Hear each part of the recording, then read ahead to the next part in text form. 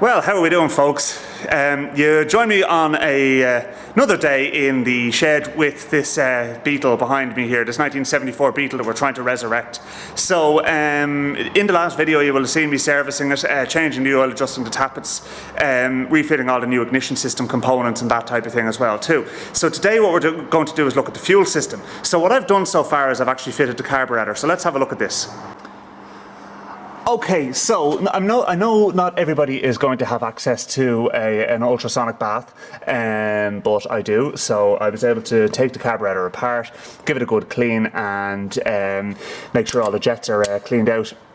And we put a new throttle return spring on, new vacuum blanks. I don't have the proper ones, but they'll do fine, you know, to screw with a bit of RTV around it. Doesn't look the tidiest, but it's absolutely fine. And I adjusted the choke as well too, so it's just on when the way it is there now. So basically you have the cam plate on the side there that holds the throttle open, so that's kind of where you want it to be sitting when the engine is cold. So that's all adjusted up. Both the idle and the mixture screws in the side, which are over here, the idle is the large one, and the mixture is the bottom one there, and that's the small one. There we go, you can see a little bit better now. They are both wound out 2.5 turns. So you wind them in all the way and you wind them out about 2.5 turns.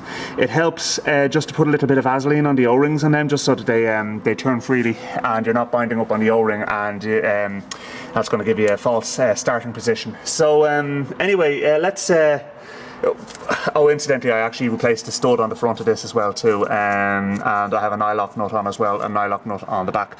Fiddly enough to get in the nut on the back, but you know, you manage. So that's done. So next thing we need to do is we need to start putting some fuel lines onto it, and I have to nip up that accelerator cable as well too. Okay, so what you're looking at here is multi-fuel Gates fuel hose, and this is the correct stuff. Do not go and buy yourself a load of rubbish, cheap, crap Chinese fuel hose if you expect to keep your vehicle in a safe, roadworthy condition. Okay, go and buy the decent stuff. Gates is a very good brand. Okay, so that's what we got. In actual fact, the pipe fittings on a Beetle are 5.7 millimeters, but you'd be doing well to get 5.7 millimeter fuel hose. So what we have is 6 millimeter. These are the correct fuel clips. Okay, so don't use Jubilee clips, use these, okay?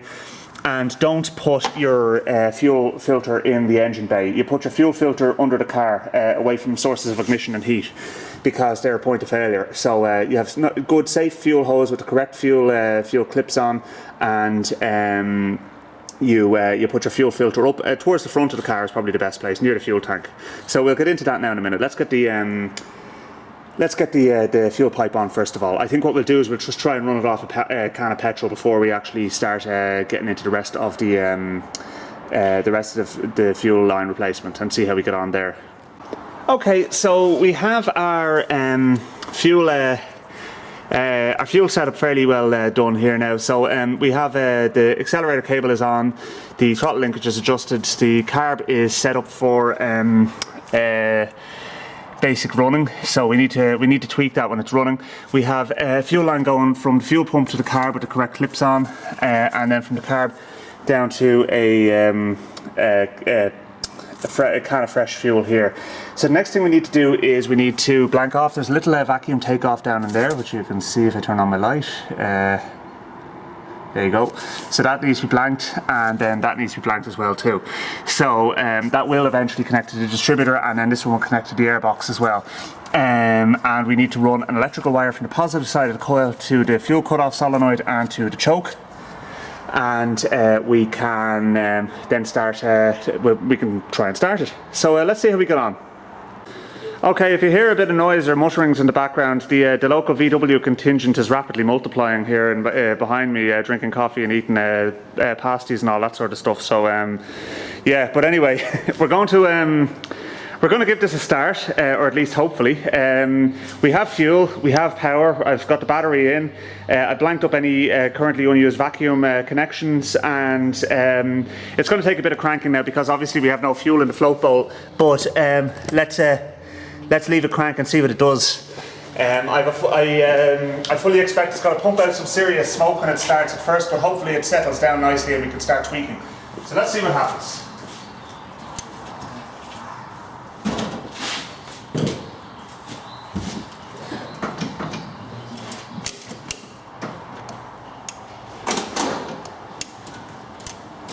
Okay, we have a bad battery connection. Hang on a second.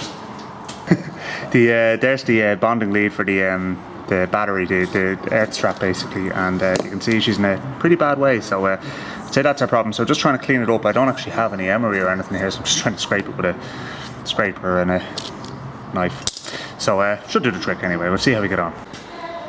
Okay, so we're having absolutely no success cranking it over. I actually stuck a booster pack on and it's still not cranking. Okay, so the next thing to do is to go under the car, find the starting motor and clean up the contacts on that, because I'd say that's probably where the issue is. So that's really our next port of call.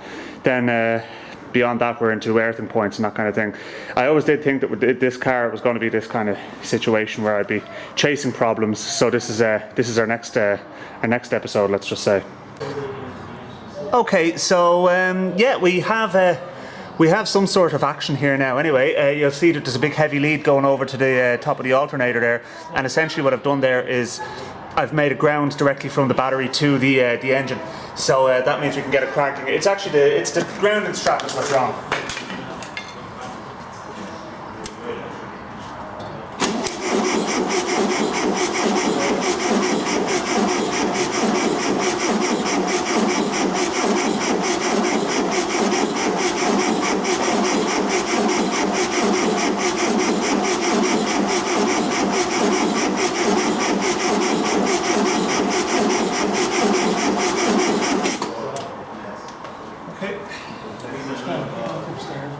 Yeah.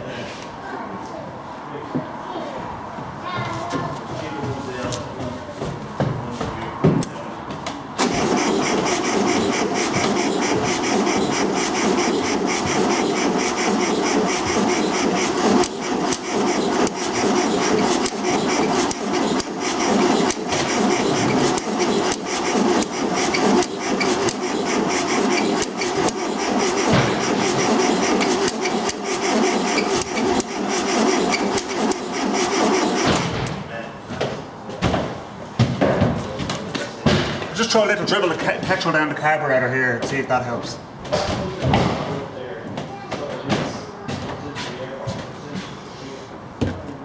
I'm not sure that fuel pump is doing anything though.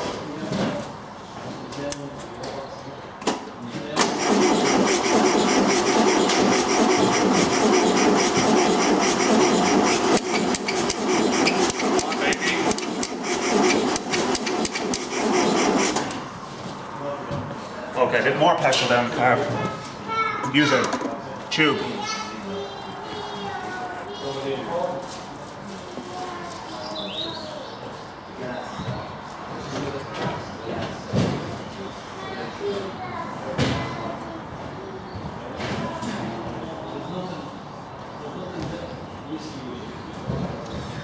Okay, so we should get at least a kick out of it now.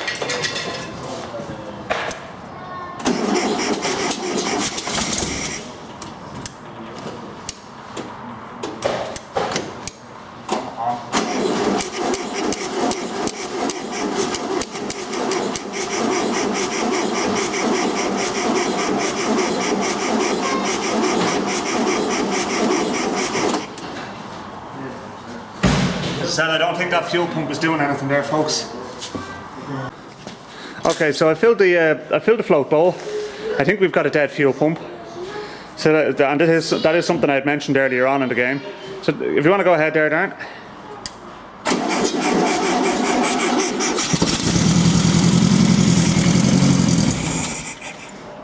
Okay, so she's definitely doing something anyway. So try it again there.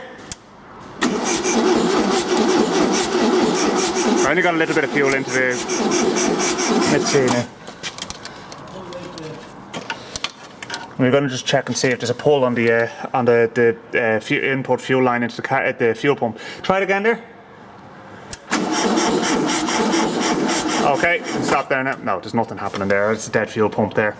Right, we may take the fuel pump off and have a look. So the next thing we need to do is we need to make sure that the actual push rod to operate the fuel pump is moving up and down, because that could be another issue. Well, why didn't you just tell me I had the bloody fuel pump connected the wrong way around? Here I was being a div, cranking away until I'm blue in the face and I'm getting nowhere. You're all getting very shy now. Where are you, Darren? There you are. Right, let's Let's give this another shot and see how we get on this time. Normal service has been resumed, such as it is.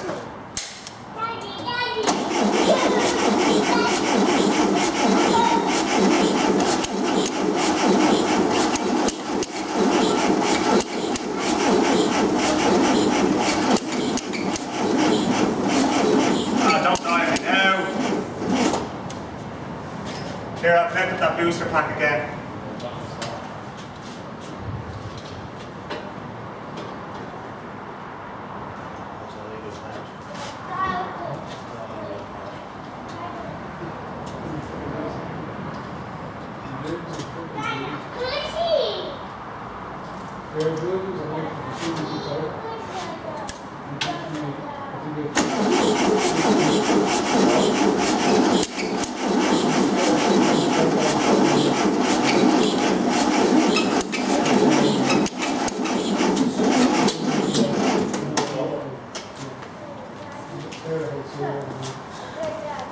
Right, we need another battery. What's going to volunteer a battery?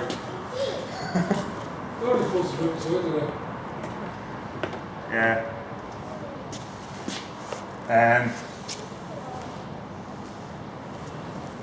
Let's see, did it actually suck anything in? Yeah, it did. It's sucking in fuel now.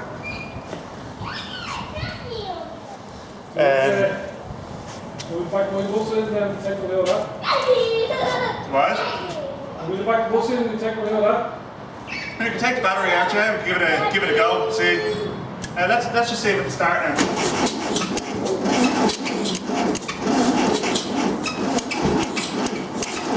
Wants to do it.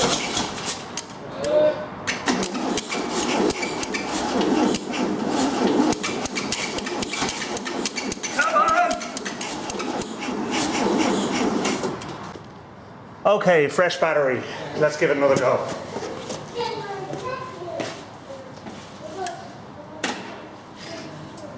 It's grounded again.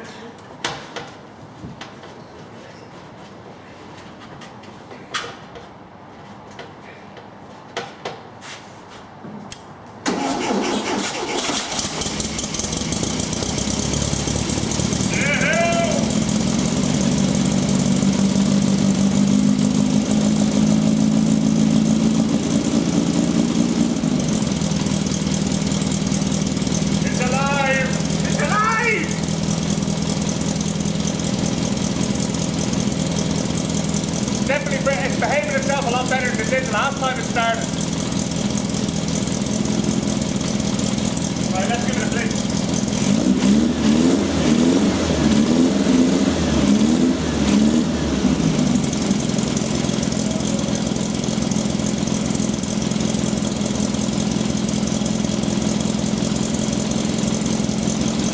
So we start by checking our timing.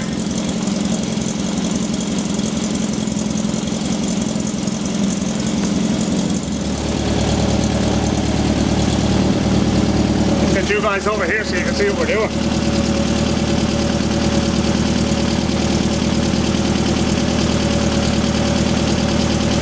Okay, so I have it ticking over at nice idle there now. The next thing we need to do is we need to adjust the timing.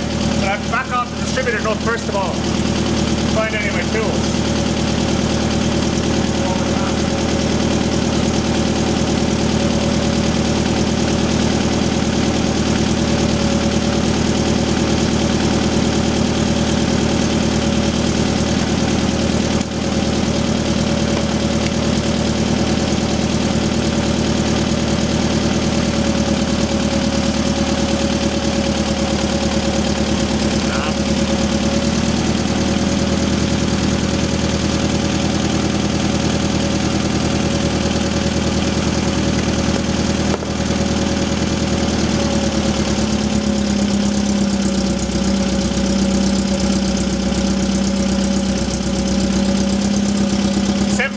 Degrees before top dead centre.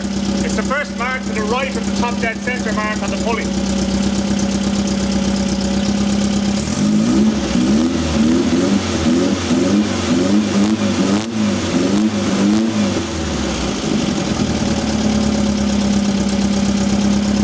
Right, let's just try and dial in the carb a little bit now.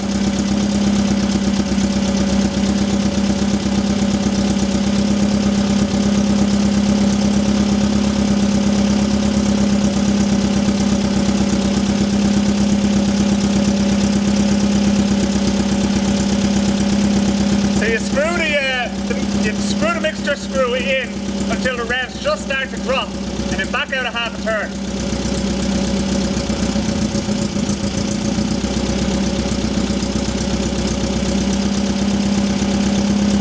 Not bad at that. It's actually pretty close.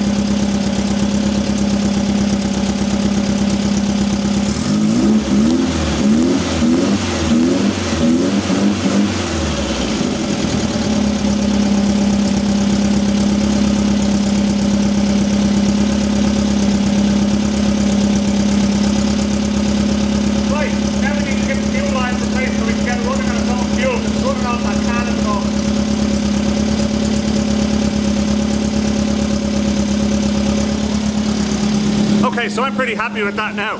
She's sounding pretty good. Now what I'm going to do is I'm going to dial the mixture in a bit better when the engine's actually heated up. But what I need to do first of all is I need to replace all the fuel lines front to back at this point in time, and then we can actually take it out for a run. Then, well, I mean, we have to look at the brakes first, but we can at least take it out of the shed and get it heated up properly, because we're going to poison ourselves in here otherwise. Okay, so I have the fuel lines replaced, up as far as the fuel tank anyway, so she should run on her own fuel. Let's see, I'd say now what'll happen is it'll start and it'll cut out again, but we'll allow for that, and we'll get it reversed out of here. Let's see how it looks in the cold light of day.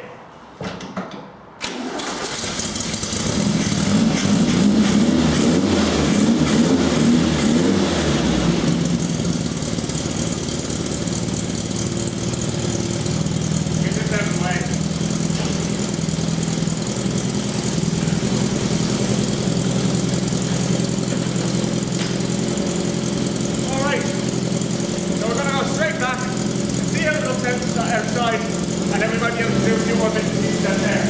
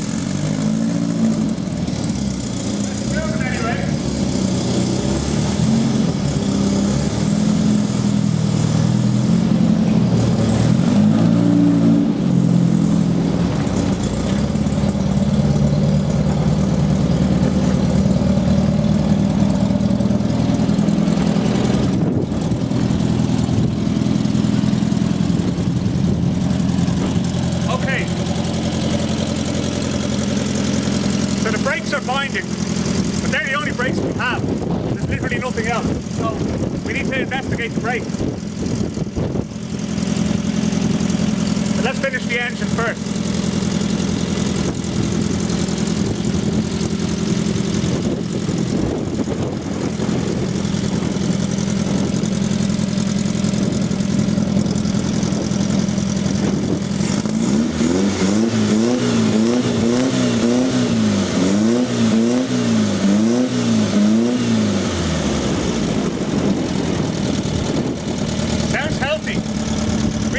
I'm very impressed with that engine. That's fantastic. Got a bit more to do, but it's nearly there.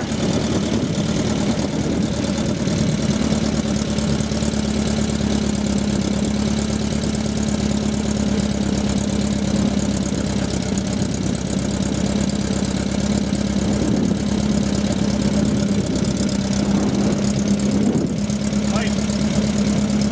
Let's do a bit of a walk around.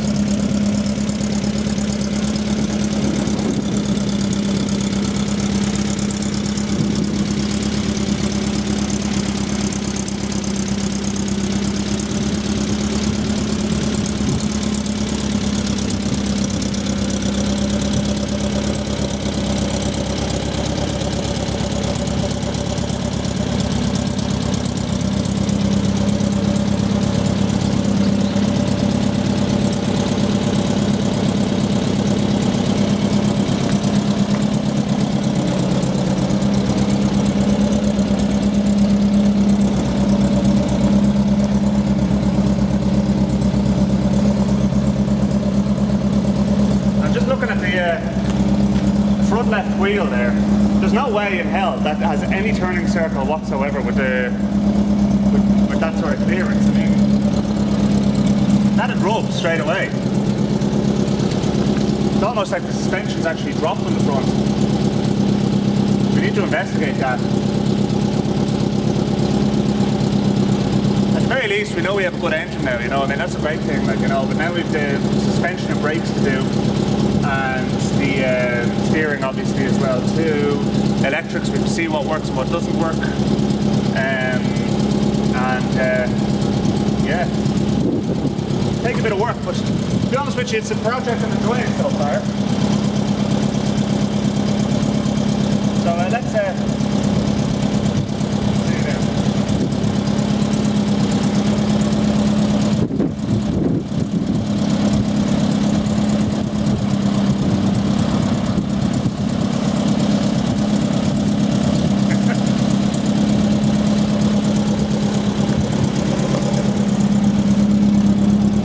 Well, they're not self-parking anyway. We've no hardening either.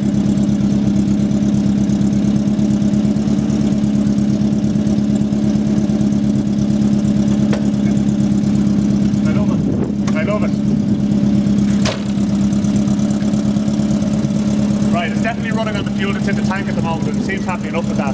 So what I'm going to do is I'm going to just have a look and see what's involved in changing the fuel line under the tank, and that's where we're going to put our fuel filter as well too. So we'll pop the bonnet, clear out some of the junk, and we'll do that. And then at least that way then we know our fuel lines are good, and we can pop our air filter on as well too. And then the engine's basically serviceable. Not even a handbrake.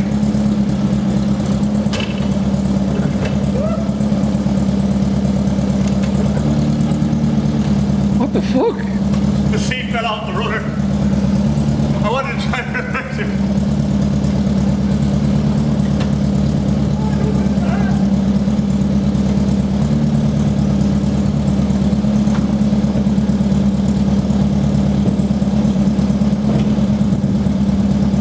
I bet we don't adjust the seat.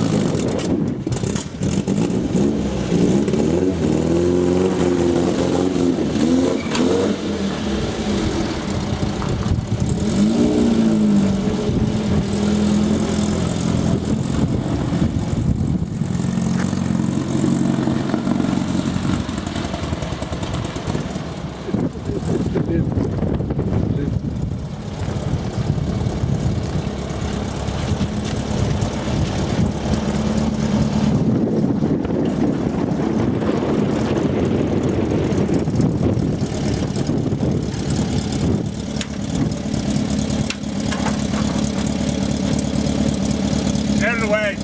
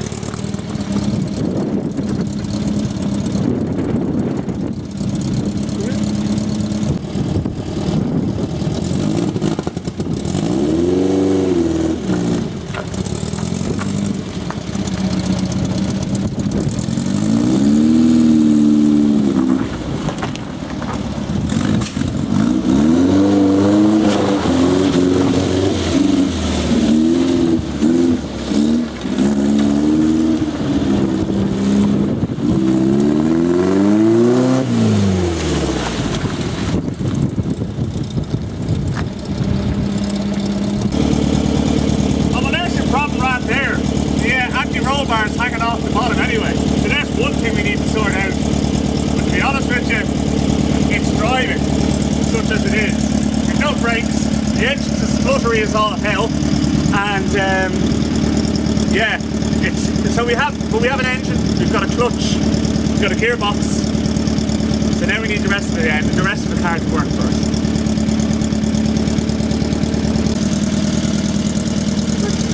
There's nothing coming out of the exhaust. Not a damn thing. It's all coming out under here.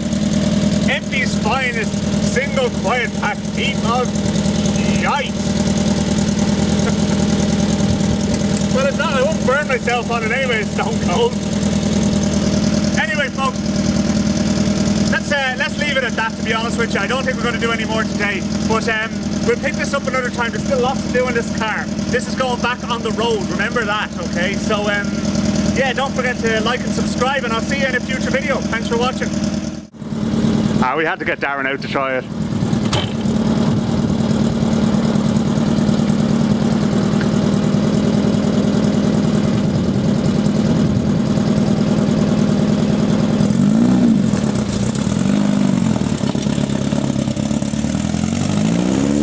He's not home.